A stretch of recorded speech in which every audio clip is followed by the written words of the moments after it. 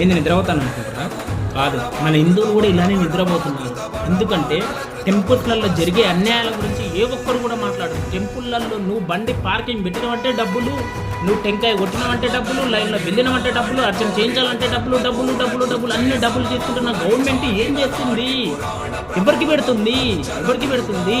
మళ్ళీ అందరికీ పంచుతుంది government temples నుంచి డబ్బులు. కానీ అదే టెంపుల్లో స్థితిలాభావస్థకు పడిపోయిన టెంపుల్లలో పూజలు చేయడానికి పూజారులు లేక కూడా గుడిలంతా మొత్తం చెత్త చెదారంతో నిండిపోయిన పాత ఊర్లు ఎన్నో ఉన్నాయి. అక్కడ డెవలప్ చేయొచ్చుగా, డెవలప్ చెయ్యరు. మనం ఎప్పుడైతే ప్రశ్నించకుండా ఉంటామో, ఏముంది మనం దర్శనం చేసుకొని వెళ్ళిపోయినామా, మన పని మనం చేసుకుని పోయినామా అంటే ఇవి ఇలానే ఉంటుంది. గాఢ నిద్రలోనే ఉంటాం మనం ప్రశ్నించం, మనం మారం, మన బ్రతుకులు మారము.